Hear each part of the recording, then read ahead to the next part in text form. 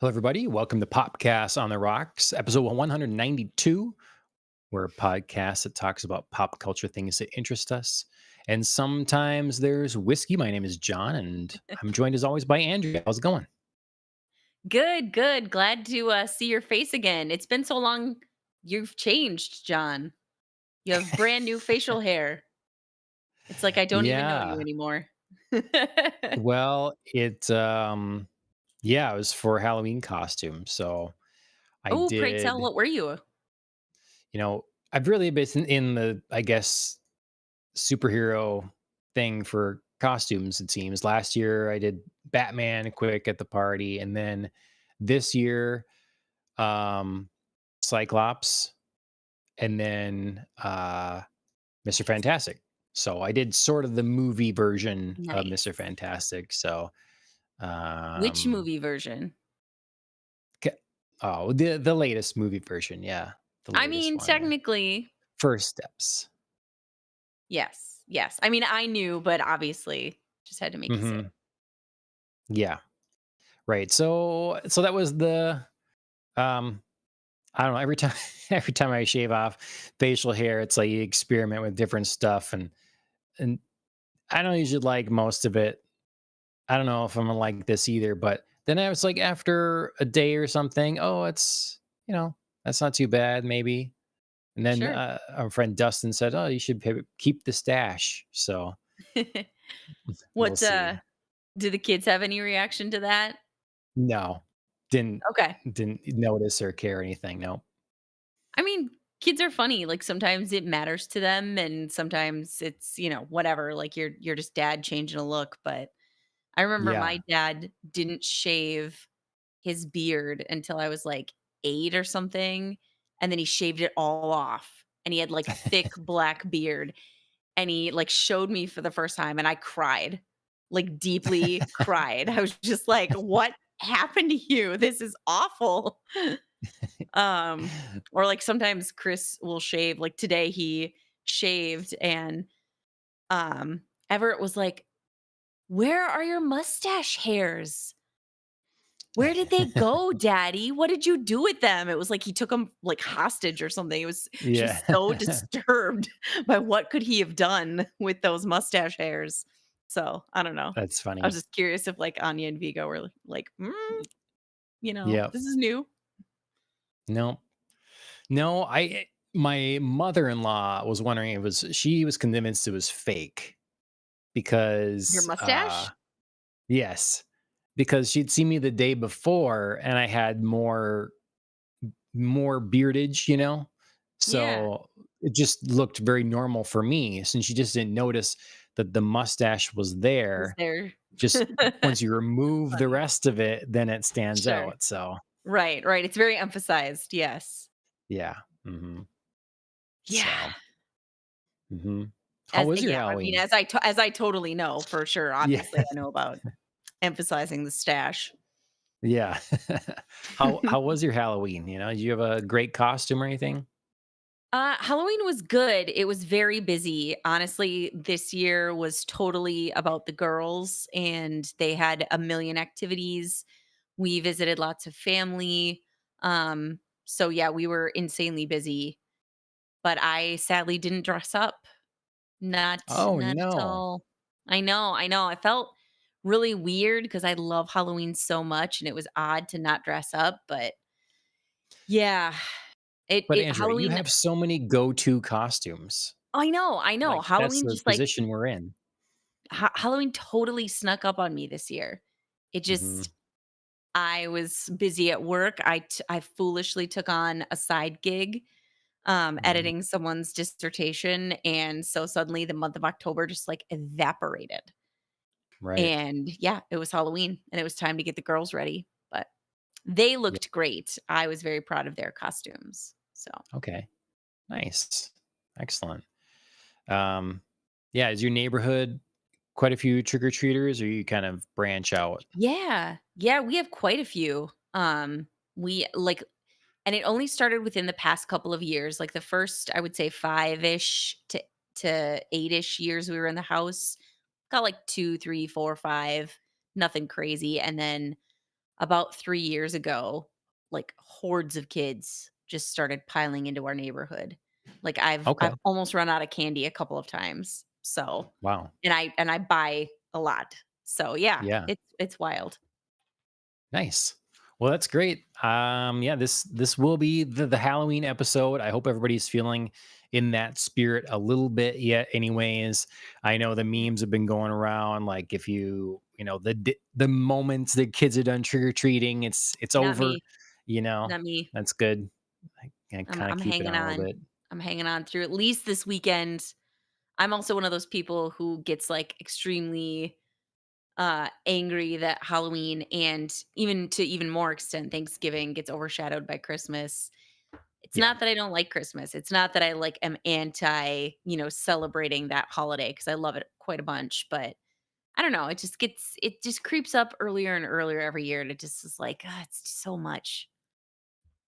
yeah, So, yep. Give like, each yeah, thing I its was time to breathe. right, like, I was Um, shopping, in stores, and it's like Halloween is side by side with Christmas, it's just like, mhm, can you just wait? Can you just wait a little yep, bit?" yep. I don't know. Well, it's a common complaint, and I'm there with you. But I'm hoping everybody's in the spooky spirit a little bit yet, because we will Mhm. be talking a lot about spooky things. Initially we're talking just Prometheus, the Yeah. kind of first chronologically first alien movie, Prometheus by Ridley Scott, 2012. Mhm. But then I had work, and so it's been quite a minute since we've been here, since we had a show, and I see you've managed to get in a lot of other alien things. So really, we're going to be talking. So going through chronologically here, got Mhm. Prometheus, Alien Covenant, and Alien. Now, Mhm. the in between thing there is Alien Earth. Yes. And so we'll touch on your first reactions. I've completed the season, but yeah, so it's kind of going to be working our way through and up to the original Alien. Yes. And yeah, that go through these movies all over again for a long time. I'm sure I've mentioned on the podcast, so I'm happy that that's happening now. Um, that'll be the main topic. We'll talk a little bit about what else we've been watching and if anything else Halloween comes up. But before all that stuff, we should talk about drinks. Are there spooky drinks to be had, Andrea? I think the only thing spooky about these drinks is how long the list is because it's been such a long time since we've Okay. Yeah. had a time to chat with each other. Um, I do there is one that actually fits a spooky theme and I wanna say is brand new because I know I've never seen this before, so I'll stop when we Okay. get there. But the first couple are, pretty average celebratory holidays for October. The first was World Sake Day. The fourth was a double, National Vodka Day, but also Scottish Gin Day. I will stop and note I am celebrating that holiday. Um, All right. before before we get to the 6th, which is the new one, National Orange Wine Day. So I think it kind of like is a little spooky because, orange and black Hmm. and sometimes purple are considered the colors of Halloween.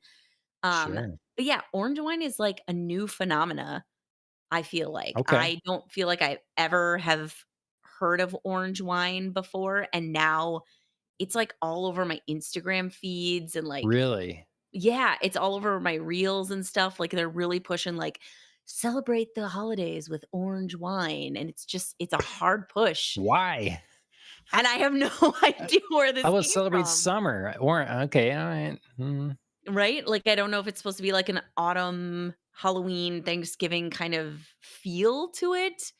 Okay. Um, I guess it's semi-working because I'm curious and I need to try it now because it's been Sure. pushed so Yeah. hard, Yeah. but, yeah, this is a totally new thing, I don't feel like I've ever heard of orange I'm gonna wine put or it on the experienced it. shopping list so we can Yes. try some on the show here. Yes, Yeah. next time we're together, orange wine, it's the deal that we have to do. Huh. So yeah, so I Okay. just wanted to stop and note that one. That one's interesting. Moving on to something a little more pedestrian. The ninth was International Beer and Pizza Day. And then moving on to Wine Day, which was the 11th, Pinotage Day. The 15th was National Liqueur Day. 1019, International G&T Day, also celebrating that, getting a twofer.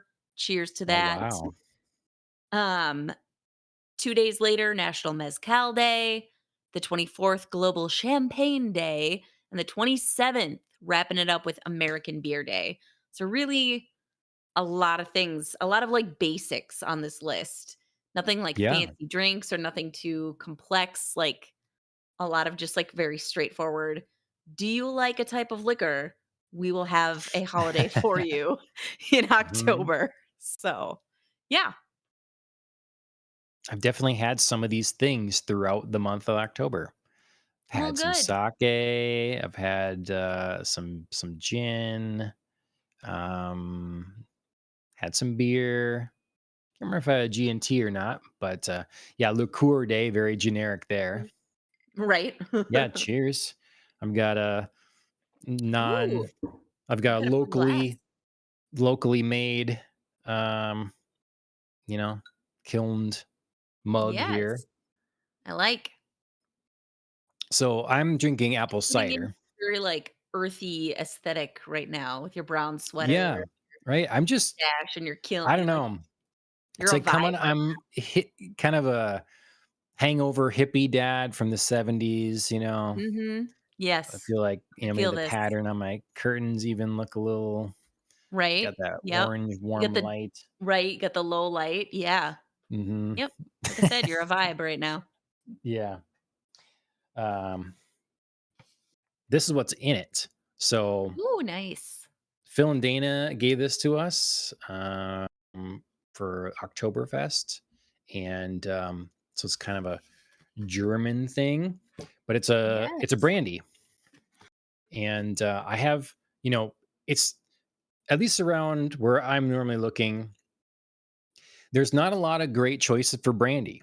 It's the cheap Sure. stuff, you know, Yep. like you Little you E&J. you find cognac or yeah, so you get cognac or you get E&J. That's exactly right. So this stuff, um, created as early as 1908. The brand says aged 8 years, and let's see what else it said here. Distilled from selected wines from the best wine growing regions, this specialty matures for at least 8 years in oak casks. Um, Nice. so yeah, it's it's quite good, and this is what's spiking my cider. So, Very nice. Again, very autumnal of you. hmm that's me. It doesn't fit any of the holidays, but I feel like it perfectly fits the season. Yes. All right, delicious. Okay, that's what we're drinking. Hopefully, you're all joining us with something else to drink as well. Um, just as a reminder for everybody, we're live right now on Twitch, X, and YouTube. That's right. I got to pull up X. Forgot about that. And make sure you like, share, subscribe. We're in all those places. We're on podcast directories, that kind of thing. So if you have not yet subscribed or followed or whatever, please do so. Um, Not very good at posting on the socials, but we can be reached there. I did post a thing on YouTube, I think on X2 the other day, just like apologizing for being gone so long. We'll be back. So yeah. Apologies for our leave of absence. Yes, exactly. So back to regularly scheduled programming. Um, okay, well, so we're gonna be talking about alien stuff up to and Mhm. through Alien in chronological order. But what else have you been managing in the last several weeks? Yeah, I feel like, it's been all, thematically appropriate content, and by thematically appropriate, I mean, like Halloween and month of October, spooky season appropriate. Yeah. Um, Chris and I have finished 2 of our shows that we really love together. We finished Halloween Wars, um, and that was fun to see which team won. We both completely guessed it. They were crushing it all Okay. season, and it was just like, "Yeah, gonna do it again." So, but it was still fun to see Okay. what everybody created. We finished Wednesday. I really thought season 2 picked it up well. For anybody who hasn't watched Wednesday, I highly recommend it. It's an excellent, play on the Adams family and update on focusing just on Jenna Ortega's Wednesday interpretation. Really love it. It's been great, and the second season has been just, I think, as sharp as the first, and kind of fun in that the first season had a little bit of, like, teenage romance going on, and the second season was like, "Eh, let's leave that. It doesn't really fit with, Okay. Wednesday's vibe right now." So I really think that that was a smart pivot to not limit itself in that kind of storyline. Did they leave it so that could be resumed, or are they trying to just like, let's just forget about all that? I think it's a little bit of both. There's clearly some hintings that this might pick up, but also one of the characters that was in this sort of like potential love triangle was asked to leave the show. So I Oh, think that them just sort of like dropping that and just not even trying to pick up some sort of threads of romance was fine. It worked. And it really, like okay. I said, it fit with Wednesday's character to not just be like, kind of weirdly boy crazy or like Sure. interested in romance. So, yeah, Yeah. It seems I like think it's like one of those things that for that character, for me anyways, I always would imagine her eventually like finding someone or whatever, like following mhm, parents' footsteps kind of thing. But we don't really need to see it. Like we never need to get to that point on a show or whatever. There's just some mhm, elements of a character's story that just speaking of vibe sort of changes the vibe if we see it. And right, so we just don't need to go that way, you know. right. Like that's in the future that we'll never see. Yeah, whatever. It'll be there, but we don't need to witness it. Yeah, yeah, and I think the show kind of smartly pivoted to focus on Wednesday's issues with her family and bringing them in more to kind of like fill that what do we do if we don't have this romantic storyline gap? And they did it in a really interesting way. So I think that that was Okay. really smart, and then also like you're saying, like, it doesn't really fit Wednesday's interest, especially not through any of the, like, previous, Christina Ricci, character films that we've had. It really isn't like a focus, even though it sort of pops up in the second movie. She's not really super into it. She's just sort of like, yeah, I kinda go through the motions like my parents do because I think that's what I'm supposed to do, but I'm not independently like, "Ooh, super excited for romance." So, yeah. There's a thing what it kind of reminds me of now, and I can't say it because it'd be a spoiler for Andor, but it reminds me of something from that. Sure. Where people can have a relationship and but just the way that they show the connection and stuff and affection is just not going to be the same. So I think if they were going to show Sure. something, it would have to be that way. Like she's not going to be, you know, they're going to be in a relationship, but still remain oddly aloof.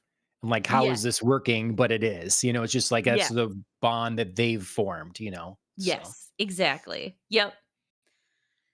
So, yeah, like I said, I think it was smart writing to, like, really refocus the show in the second season and just, like, drop all of that in a way that made sense, and then they focused any romantic interest on her roommate who is, like, boy crazy and wants to, find love, and it was just like, this feels more natural for these sure. characters. So, Cool. at any rate, highly recommend it. Something that I guess the only thing that isn't spooky, is, the Great British Baking Show, the latest season. I've been watching a bunch of that, and that's my light, fluffy goodness. Um, though honestly, the judges have been a little more, like, cutting in some of Okay. their assessments. Um, Yeah, if you follow the show, I think there's, like, a last couple of episodes where you would absolutely know what I mean. They've been a little sharp with the contestants, so it's been interesting to, like, watch some, like, British politeness fade away. Um, so yeah, that's what I think has made this season interesting. Okay. Flipping back to Nice. other stuff, I watched The Substance. I wasn't really sure what to expect going into it, but it just kind of like I caught like the very first opening on TV and was just like, "Yeah, I haven't watched this. I should just sit down and do it." Okay. Wacky. I loved it, but damn. I wasn't like really sure how it was all going to be put together, and it was nuts. Okay. Like, Chris All right. did not like it. He was Okay. super grossed out and was just like, "What is like, he just couldn't follow the behind the scenes motivations of all the characters and, like, what was happening, and yeah, he didn't love it, but I thought it Okay. was creepy fun. Okay. And Yeah, then, like I yeah, said just cut before, I oh, good. oh, go ahead. I just almost watched that. Just was on the list of possibilities the other night, so You have to do but it. Like, you have to do yeah, it and tell me what you think because it's odd, it's weird, and it's okay. definitely gross. And Margaret Qualley's the perfect Bond girl, right? She's gonna be a great Bond girl. I mean, she should do it. Let's go. Yeah, I really like Margaret Qualley. I think she's done some excellent work across a variety of films and TV shows. If you haven't my one recommendation on her, if you haven't seen it, would be the TV show Maid, Maid, like Okay, someone who cleans. sure. That is a gut punch of a show, and she does some excellent acting work in that. Okay. Yeah, I've heard of it. What is that on? What's It was on Netflix. I don't know that it still is anymore, okay. but Hmm, you could potentially find it there or another streaming service. I don't know. They move around so much now. It's hard to yeah. unless it's an original created for something, it's hard to remember what is where. Yeah. Okay. Well, I stayed pretty Halloween season relevance too. The movie I chose instead of The Substance for Halloween was Barbarian. So we'd Yeah. watched what was it? Weapons not long ago, and Oh, this is the interesting. same How did you find writer that? director. It's good. Yeah, it's good. Okay. A lot of people really raved about it, so I guess my expectations were pretty high, but a lot of ways it was met. There were some good surprises. I think it was a Okay. little slow to start, Okay. but other than that, very solid.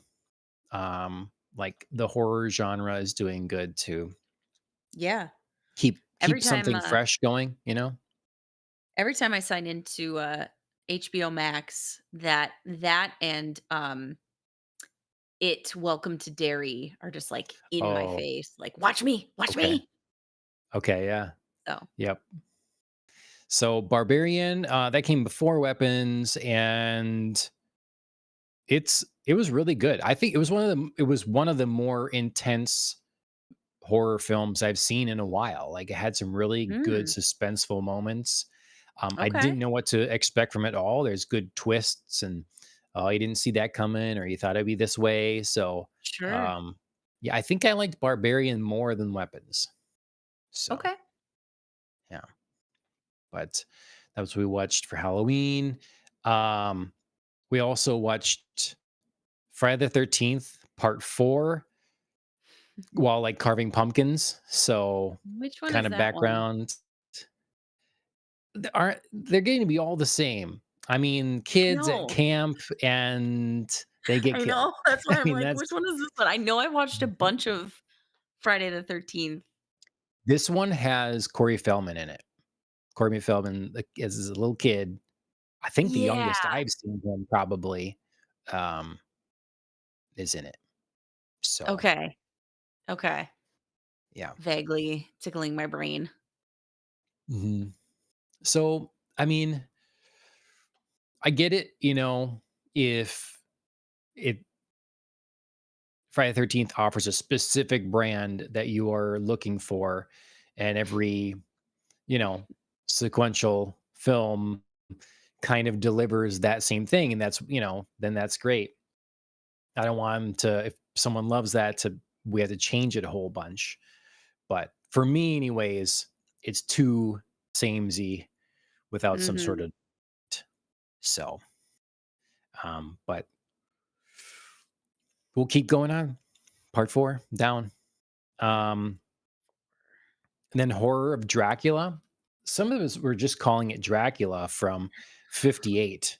Um, but watch that, and, it's Christopher Lee and, Yeah. as Dracula, and then, of Yep. course, Peter Cushing as Van Yep. Helsing, and then got a gnat in here, and then, let's see, and then Alfred, Michael Gough was in Yes. there as well. So that I didn't realize when I started it. I'm like, "Oh my god, there's Alfred." So that was really good. I actually liked that it was quite a bit. That was well done.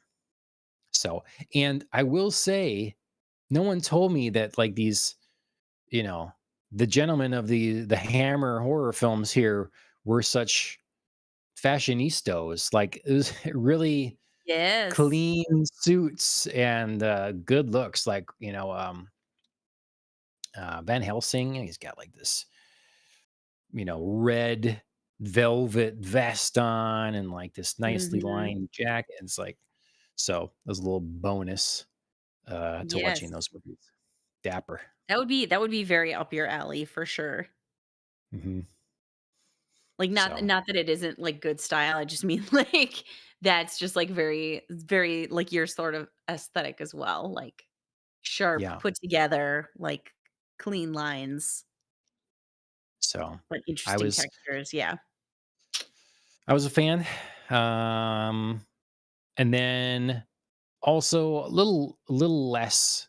Oh, well, I want to while I'm on this track, I speaking of Alfred, Batman, I read Batman Dark Patterns 11, number 11, issue number 11 Mm, today, sure. and issue 12 comes out in a couple weeks. Dark Patterns, I've talked about it. Still really good, fun book. This arc, it's just like every 3 issues or so, 3 or 4 issues is an arc. And I don't know, it's continued to be very good. So highly recommend. And on the Batman field yet, I got another Batmobile. I got Ah, so this is a red juicy. version of the TV show Batmobile, the original Adam West TV show. I love it. I love that color. So, yep. Definitely could only be pulled off in an Adam West TV show that's too flashy for, like, most other Batman movies. Yeah. You know what I Yeah, mean? Like, well, it mhm, fits in, like, an Adam West, we can be colorful kind of world, but yeah, that would be tough mhm, to pull off in another, but I yep. like it. Yeah, I like that. I mean, they'd run out of Batmobiles quickly if they didn't offer different colors over Right, time right. to sell you. So I don't like made up Batmobile or Bat car things for toys or whatever. It should be from something, but a recolor, a paint job, that I'm all Mhm. good. That I'm good with. So, and then the last thing I'll talk about is well, no, actually, I'll save that. I'll save Save that it. for the anime Yeah, podcast. Yeah. yeah. I mean, I So, wanna know, but save it. mhm. Yep, yep. So yeah, that's about it. Other than all the alien stuff. Yeah, same. Um, Very nice. Yeah. So let's get into it. Alien stuff. I've long said, that Alien is maybe my favorite horror movie. It's up there. But let's Yeah. move our way back chronologically to Prometheus. So when Mhm. Prometheus was about to come out, in 2012 talking to Ridley Scott and stuff, I guess he was kind of hesitant in talking about the connection to Alien, saying like Mhm. it will, but like kind of treating it like its own thing. Mhm. Yep. And when it came out, it, you know, in ways is its own thing, but it's definitely in the same world. So, what's your history with Prometheus? And did you see it in the theater? Did you like it when you Mm-mm. saw it before? What do you think of it now? This is the first time I've watched Prometheus. Whoa. Okay. All right. Yes. Yep. Wow. All I'd right. intended to see it before, and then it really suffered from poor critical reviews, and I was just like, "Yeah, like, I don't need to, you know, go see it if it's just really terrible." So I just never did.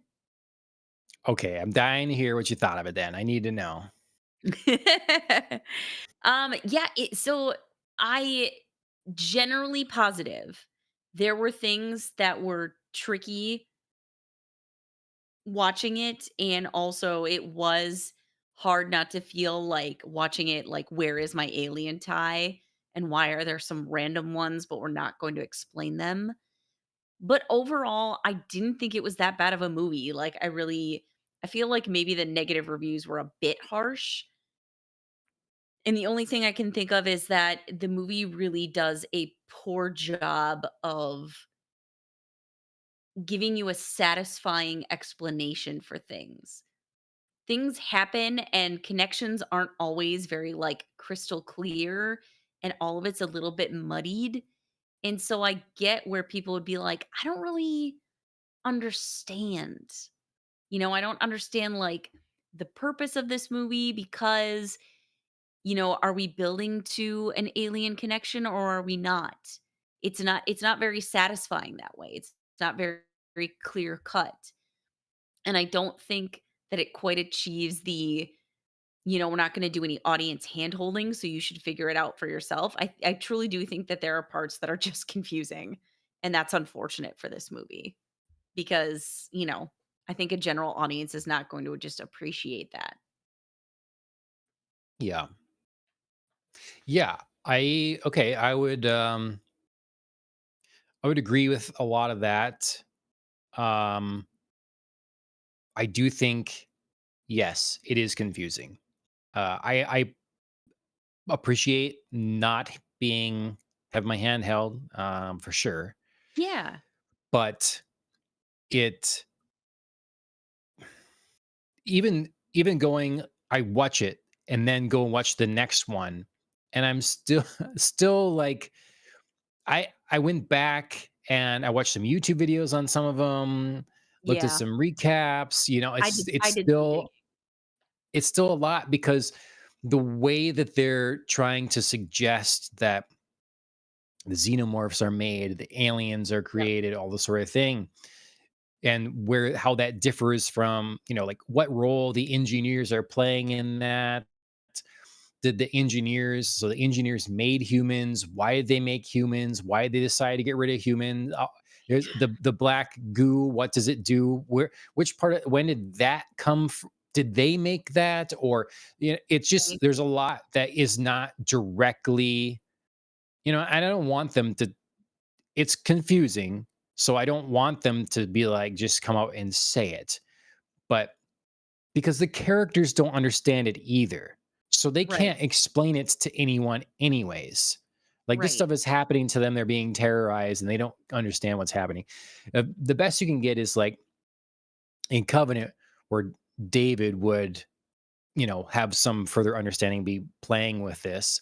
That you can get a little more of an understanding. But ultimately, it's just like, yeah, it's a lore heavy thing without access to the ability to read a lot of lore. This would be Right. great for sort of a video game where you find tomes and Yes. research and all this different stuff, and like you Yes. can figure it out and piece it together. But Yes.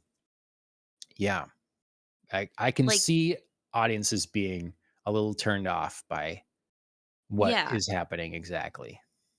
And I think Ridley Scott played it a little too close to the chest by being like, this is like not, tied to Alien directly, but it sort of is, but it isn't. And he didn't like set some clear expectations. And people don't generally like that kind of vagary unless you're revealing something in the movie that's going to be clear cut and be like, gotcha, surprise. Like, here's my Yeah. very obvious. So I think it just all got very muddied. And I Yep. don't think it unfolded perhaps like again, the only thing I can think of is like it wasn't satisfying. It didn't Mhm. tie together and there's no like link to grab onto to get you excited about the next movie. Yep. That being said, Mhm. going back to vibes, Mhm. love the vibe of this movie. I love the Yes. questions that are asked, and I Yes. love the tone. I could Mhm. immediately tell. So I've talked before a little bit about the game Returnal. It's a Mhm. Sony and Mhm. PlayStation game, and that game to me seems obviously heavily inspired by this film in particular. Yeah, The for sure. score, I mean, I love the score, and this is very eerie. Um, I love they do a good job of being on a planet and discovering the unknown, the wow factors, the danger factors. And like, I love that you have this android in David that Michael Fassbender plays so well that like Mhm. has developed an obsession with Peter O'Toole's character from Lawrence of Arabia and like models Mhm. himself after that. And just like the conversation he starts with, he has with like his relationship with his creator, Yes. with Waylon. And so there's so much I love about this movie. And it's one of those tricks like they always talk about, like the first time you see Alien and you have a chest burster come out and you have no idea that's going to happen, it's shocking. Holy shit. Just but now So how do they Mhm. surprise you and stuff? And Right. when they have Numi Rapace's go emergency self operation, Ooh, I just dang, think girl. that's intense. It's well It was shot. It's awesome. And the yes, it's so tension good. of like, get it out, get it out, get it out, get it out. Is she gonna get it out? Is she gonna Yep. figure it out? Like, and oh my God, you can't just like do surgery. And the thing is like, I won't do that surgery. And she's like, okay, I gotta like figure out how to like trick it. I'm a man now. You're doing emergency like gut remove. You know what I mean? Just she's Yeah. so smart. That whole scene just ratcheted up the tension 100%. The only thing I will say as a woman having gone through a C-section is like, girl, you are not running after that thing. Like, I don't care if you got It's stapled back very good together, and technology. I don't care about that technology. You are not just like run it down the hall. But no, I agree. I thought that scene like it was just absolutely gripping, and I was very like on the edge during that whole Yep. sequence. Yep. Yeah. I think, you know, again, they ask big questions. The idea that, hey, this is an element they take from the real world. People will say, hey, there's these paintings from all over their place and look very similar in cave paintings and whatever. What if there were aliens and that's the cause of it? And they're all like painting the same things or whatever. And so we Yeah. do that in this. It's like here's these things from all over the world and finding I mean, it's a stretch to imagine, but they're like that we would find the species that created us on Earth and trying to, I don't know, it's taken the concept of alien, where basically you land on a planet, you disturb eggs, you get attacked, and they birth a xenomorph alien. And Right. that's simple. Attacked by alien life form. It moves it to like, you know, these aliens being created with purpose and there's intent there and the technology behind it. And like it just really grows the lore to me Mhm. in fascinating ways. And it's Right. more Giger.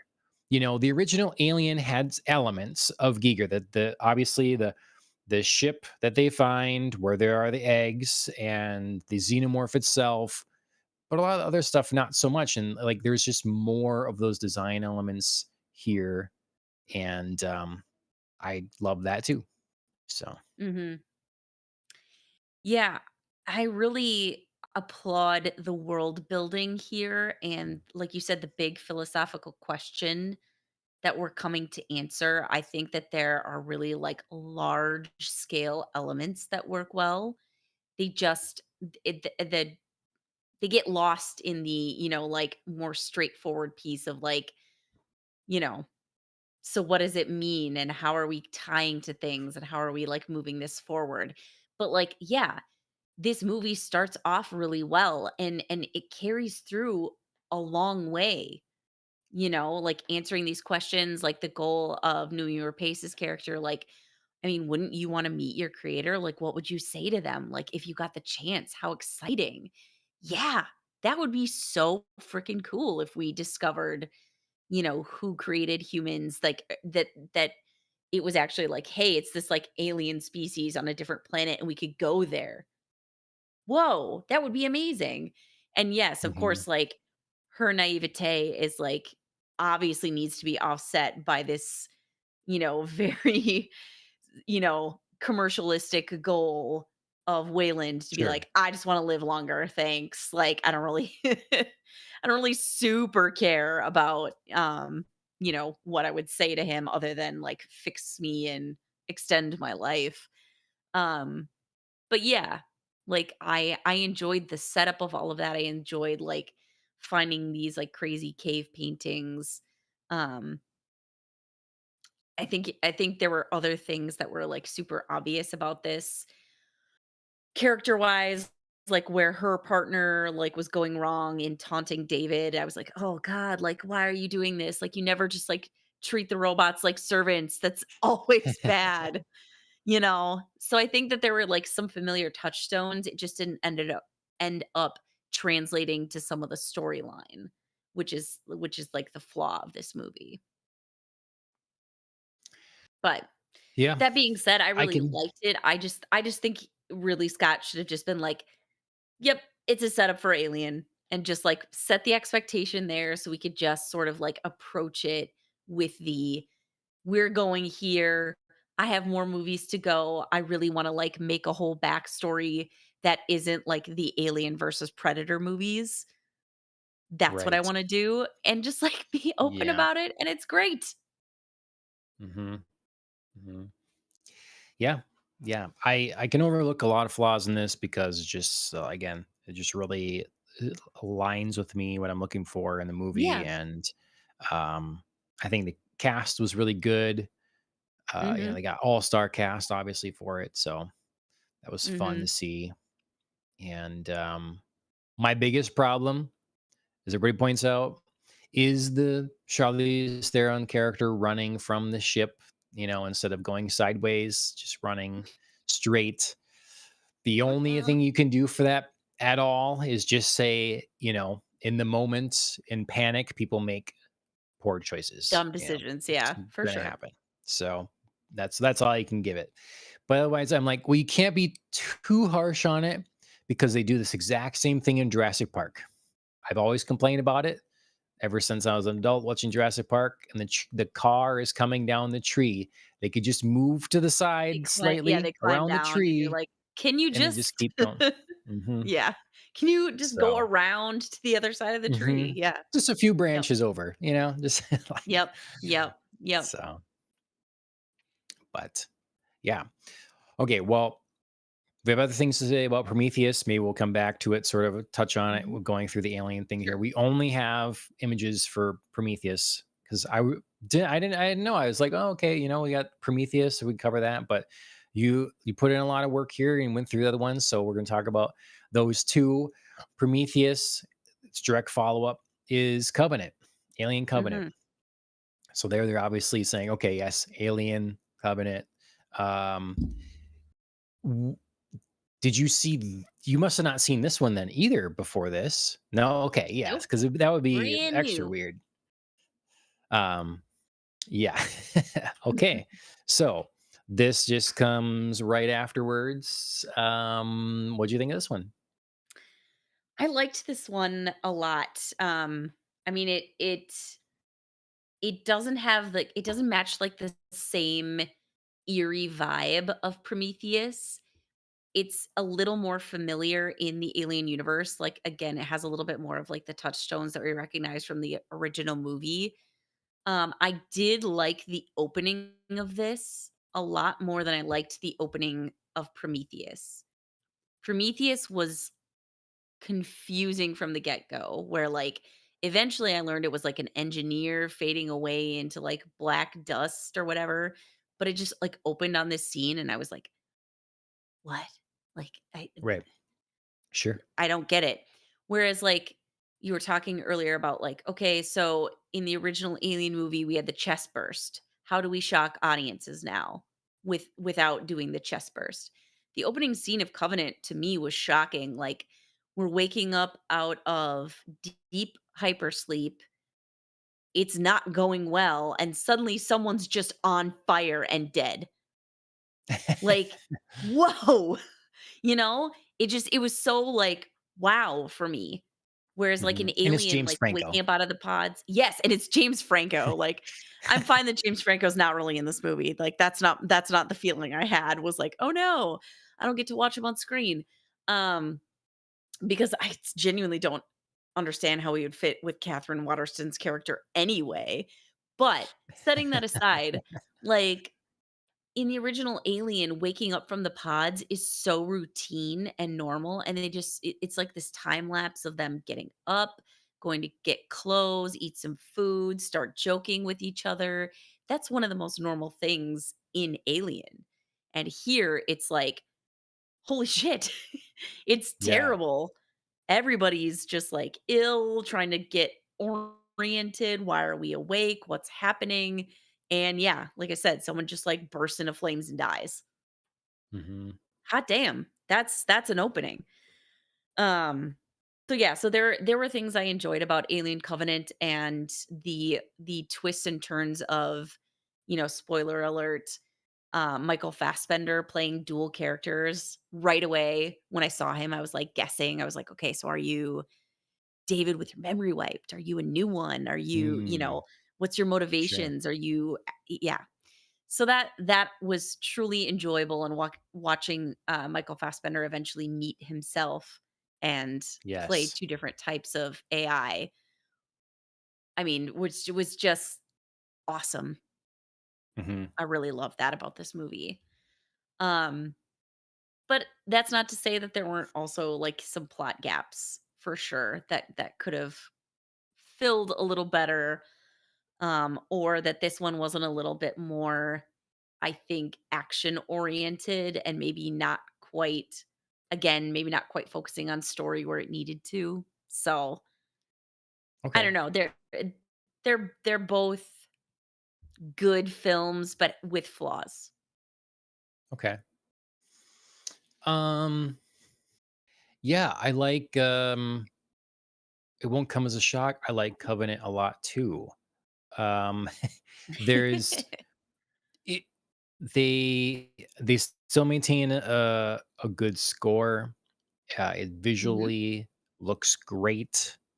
Um, so it has what I want from a movie that way. Again, a good cast, some unexpected Tennessee. I can't think mhm. of his name right now, but that's a fun addition to the Yeah, cast. Uh, and it's gonna bug it's me good to too. see.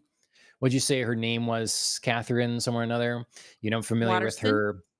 Yeah, from Fantastic Beasts, and she's awful in there. Yes. Not her performance, but her character. And so yeah, there. Thank you, Alan. Danny McBride, that's Tennessee, but Yes, thank you. Oh my god, that was driving me crazy. but no, I think that this movie, the impression that left on me when I first saw it in the theater was one of the most shocking scenes I'd seen in a film, and that was, I guess, the backburster, whatever you want to call Ye it, and just to me, the horror of I can be, yeah. this is the reality of being on like an alien planet or whatever, and you breathe in a few spores of something, and a short while later, just like Done. absolutely convulsing. It's just one of the Mhm. most convincing horror scenes I've seen. It's like a great possession in, a film like in The Conjuring or Mm. something. Mhm. Um, and it just terrifying. So good. Yep. Have you seen Bone Tomahawk? No. Kind of Western movie? Okay. There's an Mm. absolutely gruesome, just brutal scene in there too, or whatever. But there's just a few scenes in movies that stick with me that are just shocking moments of horror. And to me, that's one of them. Because I didn't think they could top Nomi Rapace doing self surgery there to remove a growing alien in her. I didn't think they could top it. And to me, they topped it in here. It was just like the edge of your seat kind of thing. So I just think it Mhm. was absolutely phenomenal. And the sequence of horror that begins is Mhm. great because you have another person then getting sick that was in a different Yes. place, Fast kind of. paced. Yep. And then you move from like people panicking and you see how they react, like, let me out, let me out, I'm not going to let you out, it's the same Ooh, infection sort of thing or yeah. whatever. Loved End that. up like slipping on blood, shooting the wrong thing, it explodes. It just everything goes to shit real Mhm. fast. Yep. And I And just love like a this few kind of movie. mistakes that cause this, like, Yes. catastrophic damage. It's not like Hmm. a chain event of long, like, mistakes. It's just, like, 2, 3 things go differently, and this whole movie is different. I love that Yep. too. I loved, like, Mhm. the quickness of it all. Yep. And everybody's, they have their relationships, so there is like a bias, unclear thinking that's involved in some of the stuff, like when Tennessee's taking the ship extra low beyond safety parameters and they have thousands of humans on board that they're responsible for. um like bad calls abound. Yep, yep. But realistic to what people might do. And so I Yeah, just I think mean, especially when those people aren't, like, walking around. You know what I mean? no. Like, it's easy to forget because they're in a drawer in a Right. room. Hmm. But you're carrying like a segment of civilization with you You and like totally are. They're going forgetting to that repopulate a responsibility. planet. Yeah. Hmm. And yeah, no, just totally just like, it's fine. They'll be fine. Yep. So I think, they do a great job of having us have an android that we're not, we always would be leery of androids and alien, but in seeing that confrontation between the two, Mhm. that's sort of like, well, you were the model they don't do anymore because you're too much free will. And then trying to Yep. make the other one sort of maybe jealous of that fact, like, see, they had to cage you a bit and took away your, you know, freedom to create. You can't create that type of thing. And Mhm. so those ideas are good. I love the conversation in the beginning again with now a young Waylon, played by Wayland. Guy Mhm. Pearce, again here. And yeah, I don't know. I love my complaints would be, I think towards the end, um I'm blanking on our character's name here, but our lead protagonist gets a little bit Rambo-y, I guess. It's a Yes, little that's bit what I'm like, talking about with, you like, know, the action sequence, like, really at the end, I was like, "Oh my god, we're, like, swinging from, you know, lines and, like, the ship yes, is like, near battle," like, oh man, yeah, it felt a little too, like, like you said, a little too Wild Wild West or, like, a little Rambo, like, just yeah, something is not matching the rest of the tone of this movie. yep, Like, suddenly we or go from, like, we're so incompetent that we, like, slip on blood and we shoot different things, we blow up the ship, to these scientists are like, "Yeah, I can totally, like, dangle and crush a xenomorph at the same time," and, ugh, Well, a little she's been the unrealistic. particularly competent one the whole time. She stayed level-headed or whatever and True, calm under fire. but still, it was But it was a little, yes, like, "It's here, and it probably should have been here." yes, it's I think that the movies they're always trying to chase the Sigourney Weaver element, um, and that's a hard act to follow. Mhm. But they, you know, I think they do generally a pretty good job. This one just went a little far. Just went a Yep, little far. yep. So, but we had interesting ideas with like David kind of communicating with a version of a xenomorph, like a protomorph or whatever they call it, Yeah. and him getting really upset. Like he's full on experiment. He gets this idea that like he was created and now he wants to create, and so he can Mhm. full on you know play with his toys. And I like this idea that David is possibly the origin, the real creator of the xenomorph, and that we all Yes. are familiar with and know.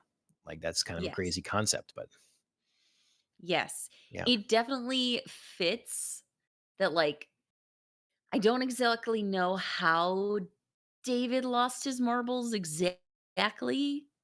You know what I mean? Like, the shift from, um, where we leave off, where he's going to help Numi Rapace in Prometheus, and sure, it's self-serving, but, he isn't, like, some sort of evil being, and then getting to where he is in Alien Covenant is a little murky, but Well, he commits very well in Alien Covenant so that you feel that he is, like, sociopathic enough to want to create life and then want to create basically life that is death. Like these killing machines that are mhm. beautiful to him and like this perfect species.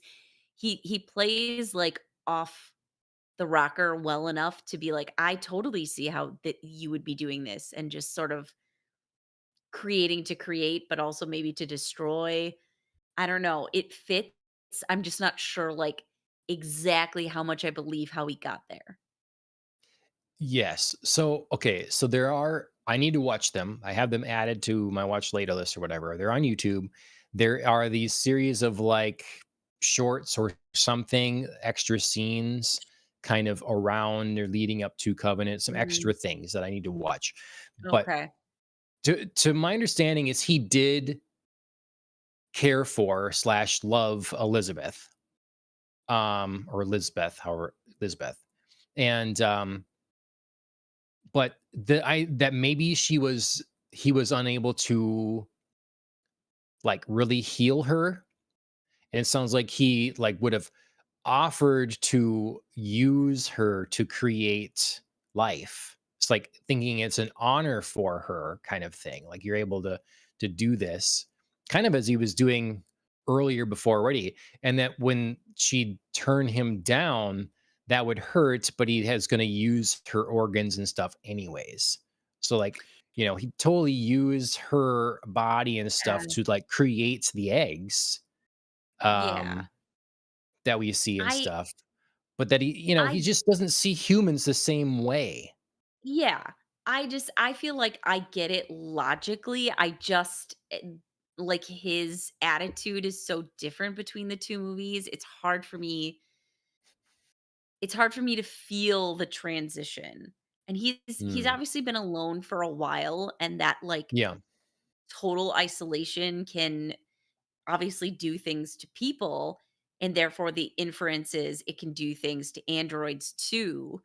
But yeah, like I said, Michael Fassbender plays each side very convincingly. It's just hard to yeah. find for me like where I truly feel the genuineness of the transition between those.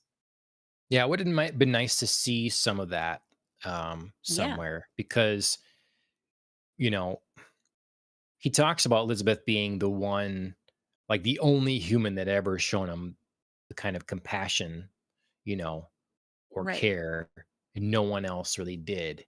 Um, Right. so that if once she's gone, his tie to caring for humanity is gone. Right. And that makes sense, but then, when our new protagonist, Catherine Watterson, I also cannot remember her name at the current moment, um, is like has her realization of like you used her to create them. It's like, but wouldn't you still sort of feel that reverence for her being like that you wouldn't use her and like Catherine Waterston is horrified and he's like, "Yes, I did." And he acts weird about it.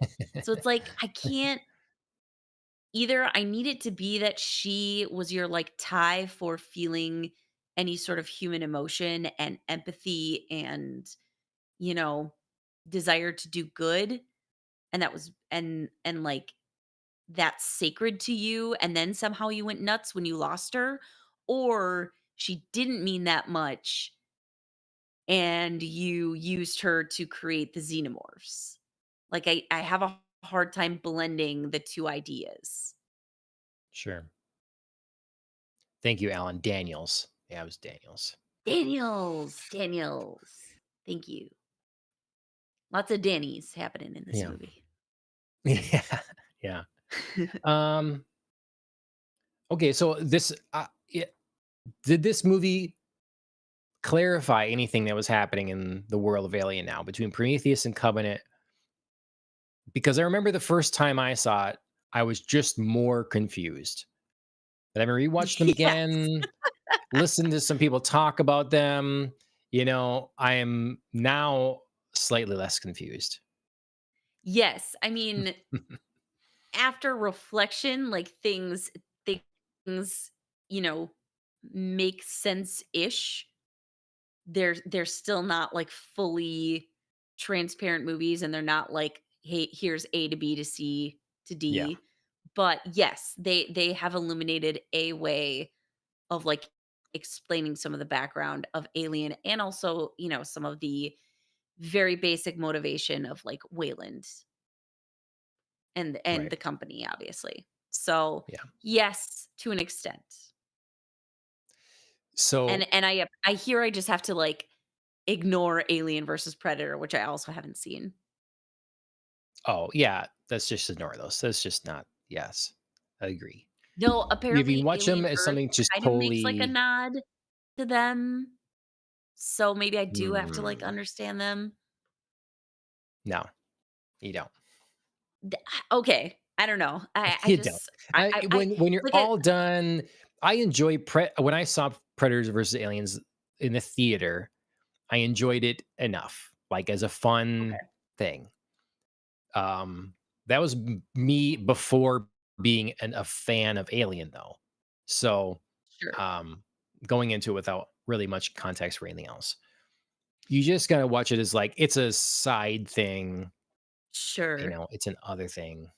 I Well, I wouldn't. was reading something that said it explained the background some of the background of, like, the Wayland-Yutani merger, which Okay, is that's something that is in possible. Alien Earth. Unnecessary to know. Okay, alright, cool, then I won't worry Yeah, about it. yeah, mhm. Maybe someday if they happen to come on the TV, or as my Yeah, youngest daughter likes right. to call it, the Feevy. Nice. Here's my understanding of how this works. You have a species out wherever, and there's a group of them known as the engineers, and they Mhm, have in possession where this come from. Think of it like another, like water is life. We think of as water as needed for life. This is black goo, mhm, and they can use this black goo to fuse with other genetics to create life. And so, like, mhm, pinnacles of their species or whatever might go to other planets as they would have done with Earth, go to a planet mhm, and consume the black goo. That's the guy at the beginning of the film. And he dissolves and mhm. falls into the water, and that births life. And so Yes. you get to see what that becomes. And they're creating something. We don't know what how their religion is or things work on the planet they're from, Some people seem to think like maybe they disagree. Some people don't like what they're doing. They don't agree with these sort of procedures and stuff. Well, these engineers, whatever, at some point decided that they didn't want humans to be around anymore. They didn't like their creation or something. And so they were going to use a weaponized version of this to eradicate humans. That was, we saw Mhm. all stockpiled and stuff. And what David used against the people on one of their planets themselves to Yes. wipe them all out. The um, Which there would that have was been like horrifying. there would have been like a stockpile of some of this in the planet where they first discovered it in Prometheus, and they clearly had some sort of accident where Mhm. they were running, they had the door got shut, all this stuff, and it was sealed off, and nothing got activated until it was opened up again and it came in contact with life. Then the black goo started moving, it would interact with people, like it clearly interacts with other life and that sort of thing. And that started the Right. whole chain reaction and gets, David's hands on black goo. And then he can begin his experiments with the black goo Right. and what he can make with it. Um, I guess there was a thing earlier in the script, and there might be some cut scenes or something about it where the idea was, why would they 2000 years, it's like a 2000 years, come back and get rid of people? Supposedly the idea that they were going to build into lore was that they sent sort of an emissary or something to Earth to help Mm. guide humanity, because there were like wars and all that sort of thing, kind of Right. help Like push what them we on the see. right course. That would be Jesus, and then they killed him. And so then they killed Jesus, so then it's like that's the reason. Okay, humanity's done. We sent Interesting. someone to help. They just murdered him. We're gonna come and wipe you out now. So, so that didn't make the script, but Interesting. allegedly that's sort of the idea there, and like why it lines up with like a 2000 something years kind Mm. of thing. Okay. So, Interesting. Interesting. yeah, that's sort of my understanding. Then David, yeah, like I say, David goes crazy with the black goo, trying to not just like, here, we'll take this person, they'll sacrifice themselves wherever and then see what comes of it. But like mini experiments with all different kinds of Right. life, Right. controlling it and contain. He has the patience and the time to do it and the lifespan and Right. all this sort of thing. What else does he have to So do? right. He's a creature that can't create himself because he's not organic life, but he has the will to create. And so this is the way Mhm. that he can fulfill that, his urge to create and be the father, Mhm. and maybe a better one than his creator slash father was. Yeah. So there. Yeah, it's interesting. I do really appreciate in Covenant David's obsession with creation, and like that's his sort of focus, and his and what comes of his like feeling of superiority over Walter. Like I can create, like you can't. But it's interesting that like Walter really has found his own subtle way to sort of buck his programming because he's in love with Daniels. And like David calls it out, but he doesn't really sort of acknowledge that this mini part of you is a version of the free will that I have. My focus is just like I need to create, and if I can't do it organically because I am an android, I'm going to do it another way. But he really doesn't ever give Walter the acknowledgement or the credit to be like, you're not just like this sort of deadened version of me. Like you have your own free will. It hasn't totally been stamped out of you. It's just coming out in this like very different way. He tries to sweet talk him a little bit, it's like what we could do together kind of thing, Oh, yeah, for like sure. I how just don't think amazing he you ever are, really he just never really acknowledges Walter as powerful in his own right. It's just Mhm. like, "You could be, like, useful to me, like, an underling, obviously, I would be in charge because I'm better, but, like, like, you're not useless like these humans are. I didn't get You're that read alright." until they had, like, come to blows, then I'm like, "Okay, then it's all off," but Yeah, for sure. okay. Then, Mhm, yeah, it's just like, "You're not gonna mhm, help me, so, um" yeah. Yeah, that was a good fight scene. That is more to me in the realm of an alien fight scene than, like I said, like the last ship flying all around and battling the Yeah. xenomorphs. Um, little little too action Yep. heavy. But But then the mystery, for a while anyways, like which one of them lived, Walter or that was David, good. I was and then definitely second being guessing myself all the time. I was like, I think it's David, but maybe it's Walter. Maybe he did it. Maybe bro pulled it off. Mhm, But it's probably gonna be David. Ah, mhm. shit, it's David. I mean, That was a what good ending. it That was was a a good good ending. ending, and it's like like how Creepy. terrifying. I'm like, do Creepy. you dream in cryo? Because if you do, you're Right? fucked. You said Uh, right? For just, like, how many years are you just yeah. like, "Oh god." Yeah. Or just, like, how would your dreams, like, manifest to the idea Yeah, maybe that you're not gonna wake up? right? Like, is Yeah. he just gonna, like, decide to pull the like, how do you worry in cryo sleep? Do you feel anxiety? Because, like, that would be the last thing I would think of before I fell asleep is like, "Oh my god, like, is he just Yep. gonna pull the plug or is he just toying around? Like, am I gonna make it? I'm Yep. gonna wake up to something or am I gonna wake up at all?" Ooh, Yep. terrifying. So good. And sadly, it seems like we may not get the conclusion to this story. Yeah, that's what I hear. So I really hope we get one more some point because, I'm hoping Maybe Alien all Earth these other sparks alien a things. yeah, sparks a Yeah. call to, like, finish it Hmm. out. Like, "Yeah, we know these 2 weren't commercially the successes you were hoping for, but Alien Earth is, so let's just, like, build this out."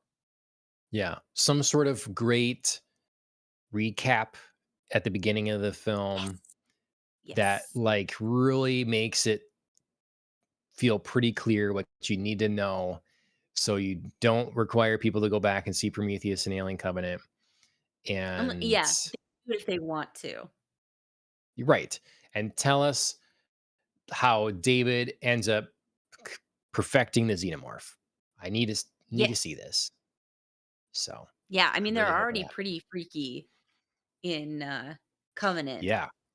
They Hmm. grow insanely fast.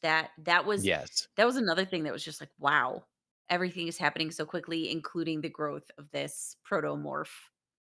Yes. Yes. Okay, so that's Covenant. Thumbs up for me. Um, we had to go again, continuing chronologically. Let's get your first thoughts on Alien Earth. Mhm. I liked the first 2 episodes. They are clearly doing what TV shows do, which is a slow build of things. Yes, after our big exciting initial incident, which is the crashing of the ship, things the action gets heavy, but the story doesn't speed up to match it. Do you know what I mean? Like they're playing a TV show steady kind of game. Sure. Yep. Yep.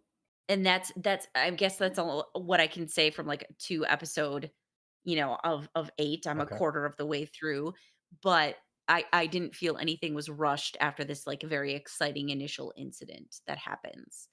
Um Yeah, I thought the beginning explanation of kind of like where we are in a timeline, who our major players are and what they're trying to do with like xenomorphs, androids, humans, like all of this like interaction, who's kind of where in a hierarchy, what are we trying to do with like melding android and human consciousness? All of that was like well set up without being heavy exposition, and then we moved into doing it. We moved into like this is happening, and it was Yep. really interesting to me. Okay. Yeah. Good. I when I was where you are, I agree. Because it's Yeah. like, yeah, those There's questions of so much like, to go, I who is know. going to, yeah, who's going to have the right idea for how to extend human life or create Yep. immortality? Yep. And that play and that battle between the big five is really interesting. And Mhm. I think it's a cool thing to focus on that versus the focus on xenomorph. And Mhm. I don't know if it's, I don't know, too far to go or whatever, but for me, I feel like this has got to be a little bit for like a lifelong Alien fan, a bit like Andor was for me as this lifelong Star Wars fan, and just Mhm. the getting to Yeah. see some of the other like minutia workings of the world that you're Yes. this version of Earth and stuff you're setting things in. And like Yeah. there's a lot I like and some I don't like or whatever with the way they do it. Um, but it's still interesting for me to see how their like government's working and the corporations are working and how people are living in Right. them and all that sort of thing a little bit. And I love the casting. I think some of the casting is really good. Our main female protagonist is cool. The sort of like Mhm. play of Peter Pan and how you have this boy genius that's come up with this idea and how he sees things. He thinks erratically. He's like temperamental, Mhm. but curious. I don't know if you got. I guess I can't say. I don't know if you got there yet. And then um, I mean, I've definitely had some having time with him, so okay. And I mean, not then, not a ton, but yeah, well, I he can says grasp, he like, has the a thrust of the character. conversation with his like with sort of the mother figure here. Mhm. And he's like, I just want to have a good fucking conversation. He's Yep. just like, I want that's my goal. Like someone smart enough. I just thought that was kind of interesting. I liked that a Mhm. lot at the time. And I love the character of Kirsch Kirsch, Mhm. played by, what's his face? Um, Oliphant? yeah, Timothy Olyphant.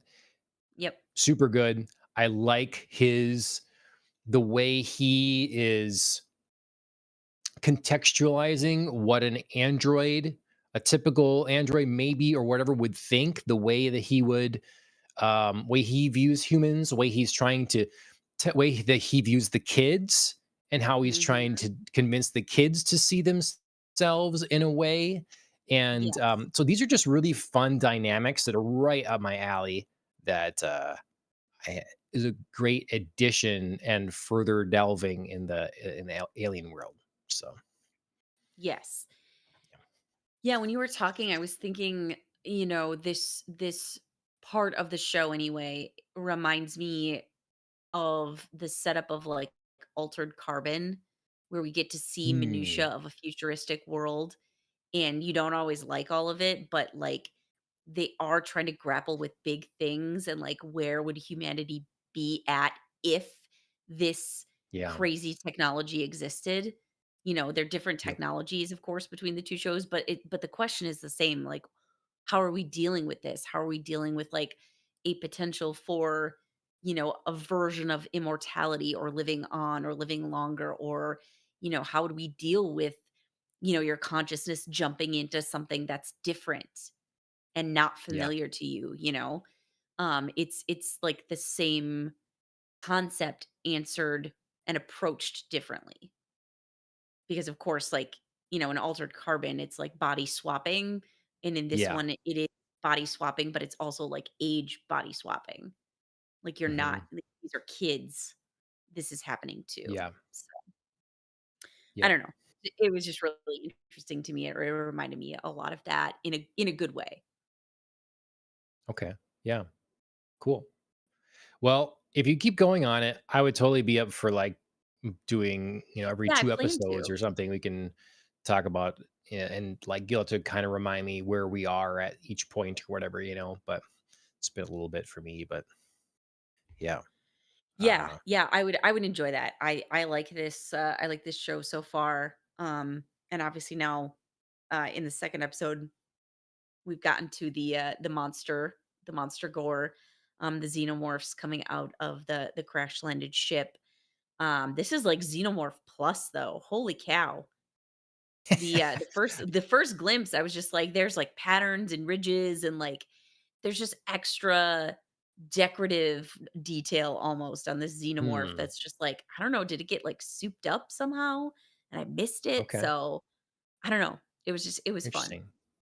Okay. Nice. Yeah. Hmm. Okay. So yes, episode 2 ends with the brother, the scene with the brother. Okay. Mhm. Yep. All right. So for those Alien Earth, yes, it was really that point where I'm like, okay, I don't know, because the xenomorph is obviously a killing machine in this, and he dispatches a room full of people having a decadent party in like that, you know, and I'm Oh like, how god, with, like, long is halves of people. yes? I'm like, how long is this? Can this? Is he really going to survive again? Now he gets taken. Is he going to survive? So it started to like make me worry at that point. Get my Yeah. haunches up. Like, is this going to get X too ridiculous here? Is he a bulletproof plot armor or something?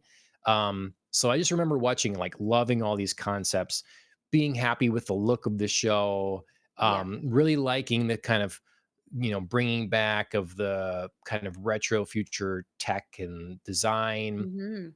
liking some of the characters and the concepts and all that sort of thing. And then just that bit at the end of episode Ye 2, like, I don't know here. I don't know. Up to that, it was really cool.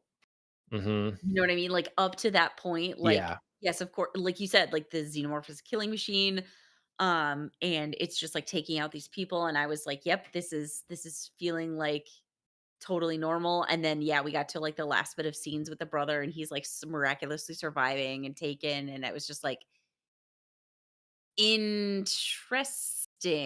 This is a left Hmm. field that I don't know that I like.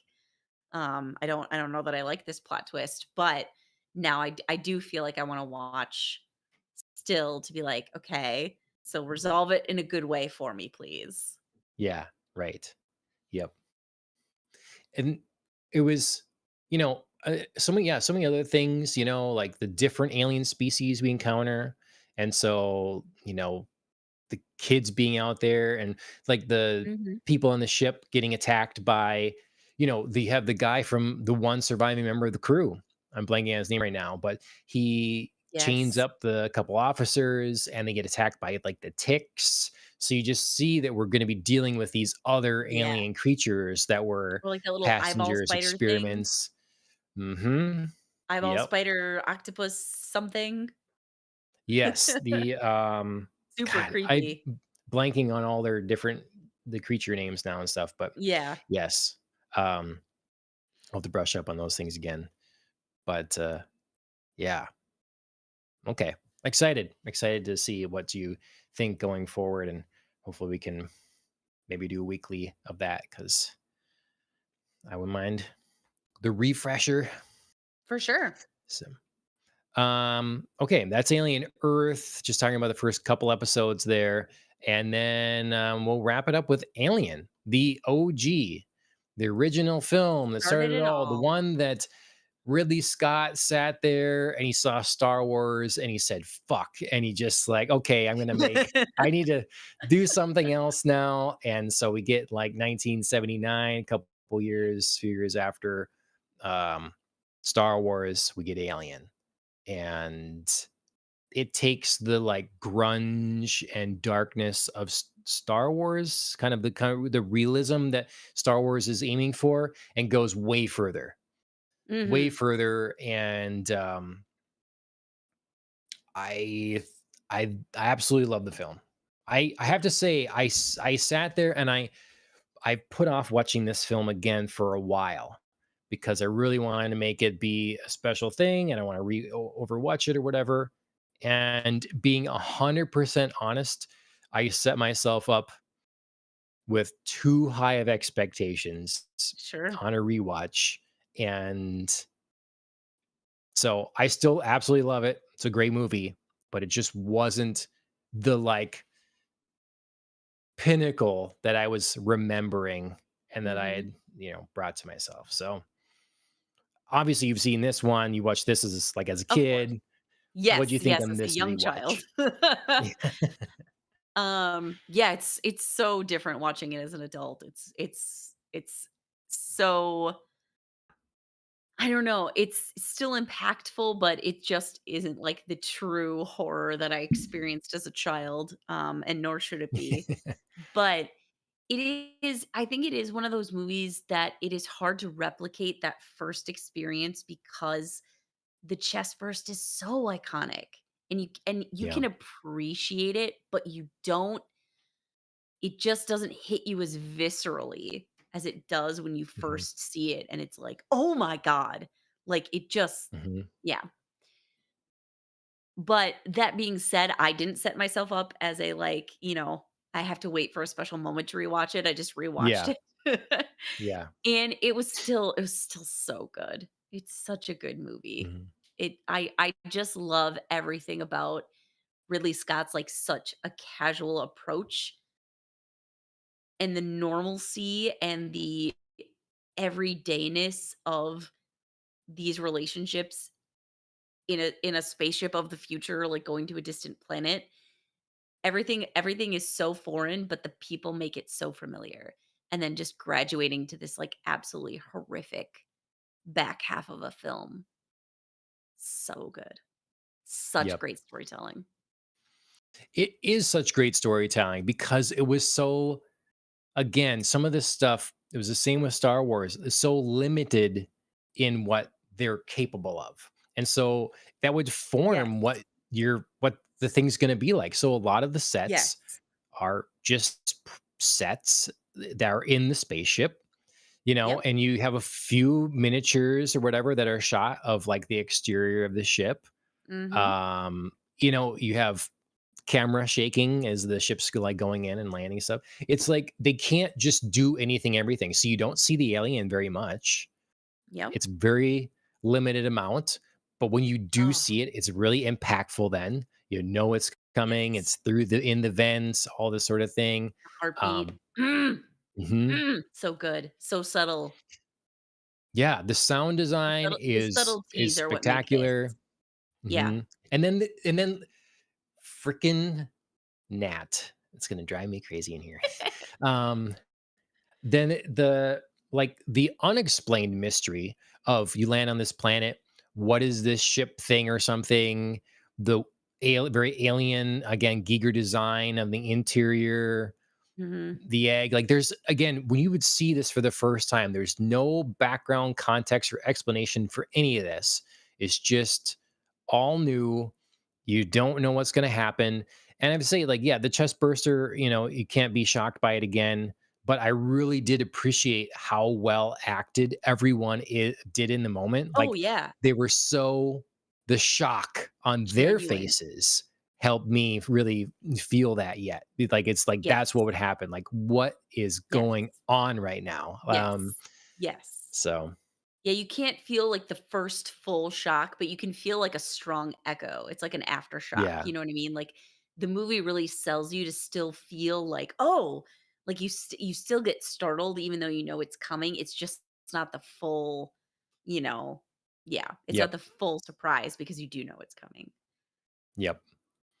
Yeah, And I think this movie does far better, this is better Ridley Scott storytelling at not giving you a whole lot, and yet by the end, you've gotten it as yeah, far as you can get it. You know what I mean? It just sort of, like, jumps over, like, "Why is it here?" into, like, "We just have to deal with it being here, and there's, like, a mysterious corporate, shady venture that we find out by the end." But, like, it's the gaps aren't quite as big as they are in Prometheus and Covenant, and it doesn't try to dive into those philosophical questions the same way, so the gaps aren't highlighted the same way. So yeah. Alien just moves through a little bit better. I mean, they're just totally different films, like They are.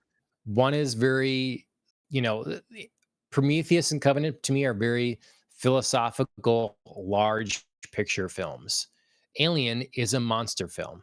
It's a monster movie. Like that's what it is. Mhm. Like and so the story doesn't have to be much. The story is in the presumed lore. And I was talking to Ashley about this recently, like, it's like when it comes to video games, for her, story is paramount. It's the most important thing. And like other people, it's gameplay. Like it's got to be a gameplay.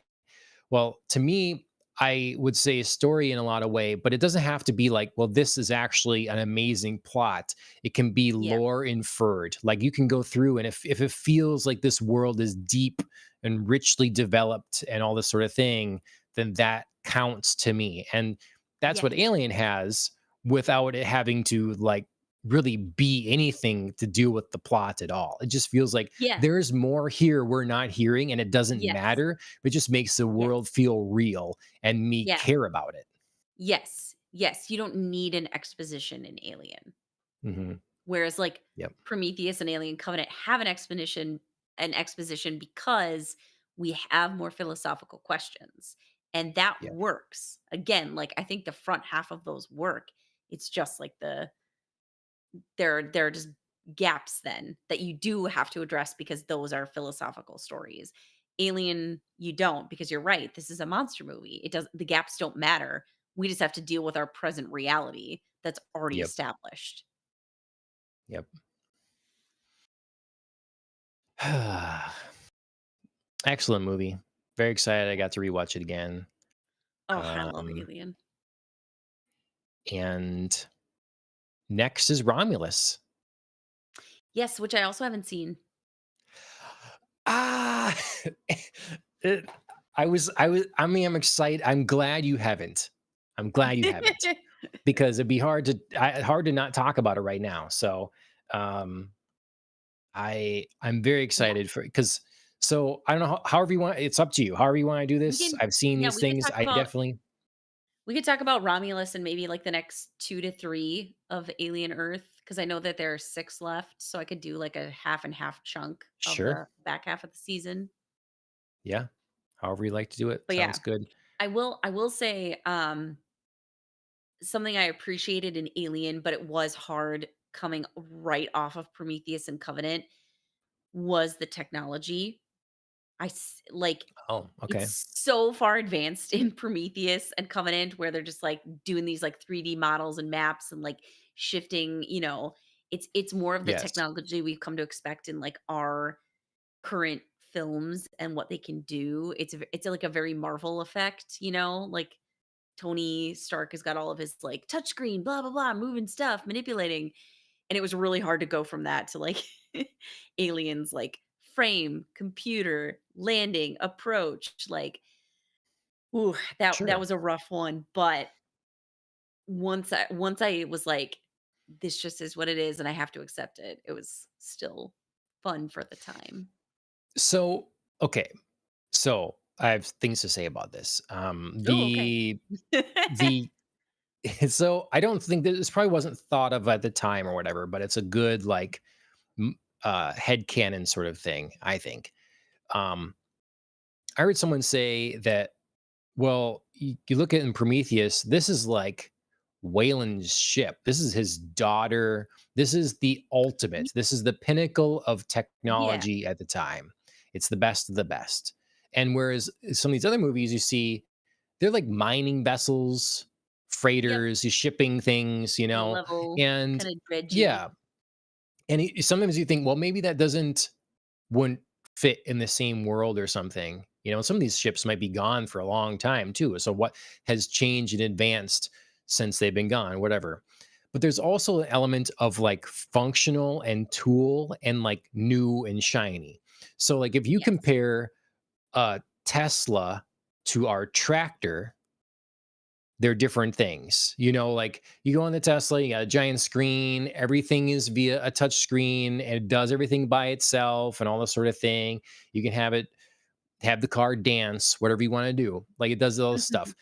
Our tractor doesn't do that. Our tractor we implement, we have physical levers and buttons for Yep. things that run everything. There's hydraulics, and then when we do add tech, it's like an Android tablet that's older. The operating Yep. system isn't going to get updated. Yep. It's more basic, and it's just there's a thing that's like a tool that's functional, that needs to not change. It just Mhm. is what it is because it works and it's practical. And Right. then there's the thing that you can play with. It can be the latest, greatest, and it's Right. whatever. So I do think those two That's a good kinds of things can explanation. exist in the same Yes. world. That I So, think would have helped me. I mean, it still helps me now to think about that, but it mhm. would have helped me before watching Alien because yeah, it was a little like, "Woo, okay. All right. Just got to like dive into this, this limited world of technology coming from like you said, the latest and greatest." Yep. But yeah, it makes sense. Like Mhm. they are 2 different kinds of ships, they have 2 different purposes, like, they could even be going different distances at this point, so, like, who needs, like, a shiny new vessel to go, Right. like, what may be, like, a routine run? It's like a bus and an airplane, like, we don't need the same Yep. thing, because 'cause we're not going the same distance, but Yep. also, I was chuckling a little bit when you said you could make a Tesla dance. I don't know why, but it made me think of that truck that the tires could turn sideways and, like, the commercials were everywhere. It was like, "Do, like, a little crab thing," and it was like, That's what they'll do. Yeah, you can oh like have it god. do that sort of thing. Yeah. Yes, but don't you remember, like, it was like a truck that everybody was obsessed with, like, going sideways? I don't think I don't know. I mean, it It had to be a, was. a four-wheel steering thing. Yes, it was But a big, giant, like, Ford pickup truck. It was, like, a mhm. littler but I just remember that's all it made me think of when all the crabs are, like, doing, like, a little sideways dance in the commercial and the truck is Mhm. following. I'm sorry. It's just Yeah. that I think that technology was like or the interest in that was very short-lived. I don't Yeah. even remember what it's called now. Well, the idea is you have a great turn radius, but Yes. things turn really well now with electric steering. So it just doesn't. What is that? Hummer, the Hummer crab Was a walk. Hummer? Okay. I'll Yes, have but it to was look like that up not again. like a traditional Hummer. It was like a weird Yeah. EV shorter Doesn't truck. Oh I god. don't I don't know. They must not exist anymore, huh? I haven't seen I a don't think Hummer they in do. I don't think forever. they do. That's what I mean, like, it was just like it was like shiny new technology for technology's Yeah. sake, look what we can do, and clearly nobody was Yeah. super interested in it. Well, look at how we did, for a while it was really the craze to do the home smart home and smart Ugh, yeah. speakers and all that sort of thing. Tons of it. And I there was all the stuff about like one company or the other really falling behind. You're going to lose out. So like how many Amazon Echoes they'd sold and like Google Nest Yeah, devices and all that sort of thing. yeah, And now you barely hear about it. Like people often might have one or two speakers of some kind in their house yeah, and they or ask like it for a lights timer connected or or whatever. something like that. Yep, they have a few lights or something like that. But even in our house, like we got smart lights all over the place. We still end up just using the switch a lot. Yeah, it feels Just turn it weird. on, Yeah, you it know. feels weird. Like, I don't know what it is, but I don't feel, like, super comfortable just, like, talking to my home to do things. I can just do them. It's fine. Yeah, right. You know If what I it mean? doesn't actually make it easier, like there are certain times, like if your hands are really dirty or something, but we just Yes, almost never do. Like we go into an app and adjust lights as needed. If it needs to be a different yes, color or different brightness, we'll do that. It's basically we have fancy dimmers, in the house, yes, but yes, and we and I don't have feel a like reliable enough pattern that the light should be the same all the time. You can automate, whatever. right. Yeah. So. Well, and I feel like in theory, it makes sense for, like, parents. If you have a kid in your Mhm. arms and it's like, "Oh, like, maybe I would just shout, like, Alexa, turn on the lights," or, like, do something. But in the end, it's not often enough that that actually happens where you couldn't just, like, bump a switch with your elbow or, like, figure Yes. out a way to adapt. I feel like that's more natural to me than thinking like, "Oh my god, I'm so stressed out. Alexa, do whatever," or, Yep. Google, do whatever. Um, Yep. I feel honestly more like things like, the foot waving to open your trunk under cars, like, Yep. that even that's more That's a good useful to one. me than, like, a smart home. Yep. Absolutely. because it's more often that I'm walking to my car with a very with specific things in my purpose and hands. destination. Yes, that is Yes. a very specific niche thing that comes in handy. It's just not like a general need that I have. Yep. Absolutely. Yeah. It's, the cars did that too for a long time. A lot of them went everything in the touchscreen.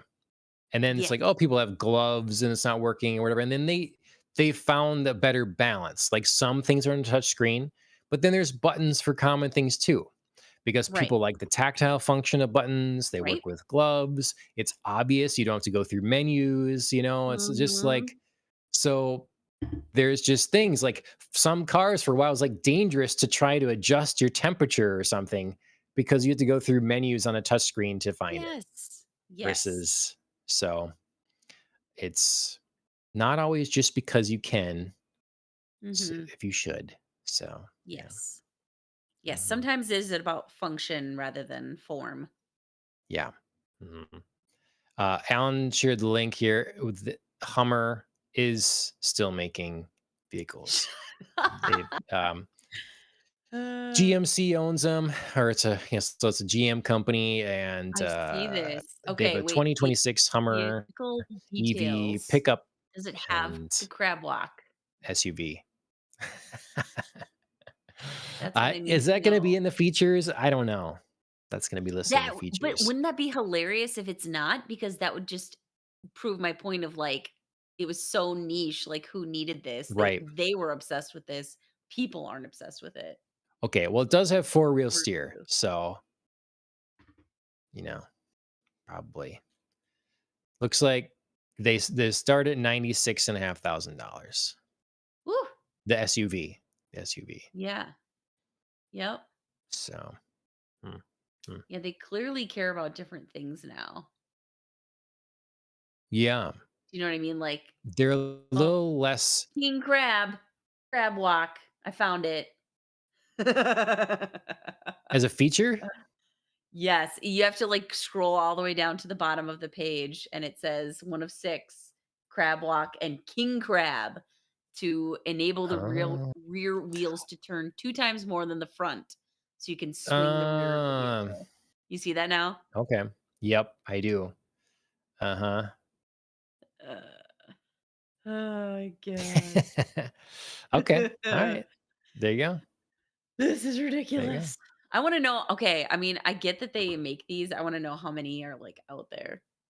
I would love to Right. know what this, like, worth ratio is on this production line. Well, they have a Bose audio system, so I'm not buying one. I was thinking about it, and now I'm not going to. Oh, Alan says he saw one last week. Okay. That's funny. Um, this is your next vehicle right here, Andrea.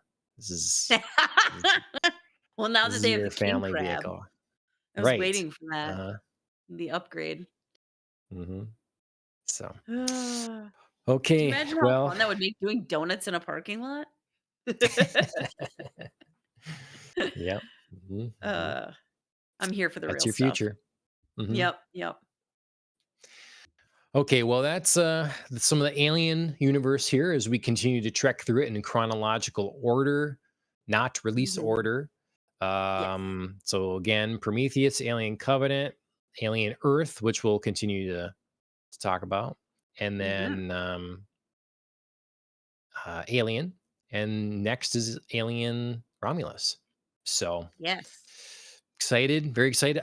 Next time out to bring some of my props. I have some because I was going to be Walter for Halloween. Ooh, that I would've been just didn't get fun. to put it together. So I have like a little xenomorph guy, and I have a face hugger, and I have some alien books that I should show off too. And So you should obviously make a cocktail, unless we do our orange wine. yes. Well, we got time to do both. Yes, I can. Yes, Yes. Both I can and. just kind of Both is good. right. Perfect. All right. Well, everybody, thank you for joining us. This has been Yeah. Podcast on the Rocks. Make sure you like, share, subscribe in all the applicable places. We're on podcast directories like Spotify and Apple Podcasts. Subscribe to us there. Otherwise, YouTube, X, and Twitch. We're in those places as well. You can leave comments and feedback and all that sort of thing. Later this week, end of the week, something like that, we should be around for a Ohio anime our anime podcast. That will show up in podcast feeds as well under Popcasts on the Rocks, or you can find our YouTube channel, Ohio Anime. We're going to be talking about Kaiju number 8. Yes. So be there for that. And Love it. otherwise, Killing the Flower, they wrote a theme song for this show. So give them a follow on music streaming services. And Mike, Trackmouse 34, you can find him on YouTube and Instagram. And that will do it from us. Andrea, thanks for joining me, and we'll see you everybody next time. Of course. As always, cheers, everybody.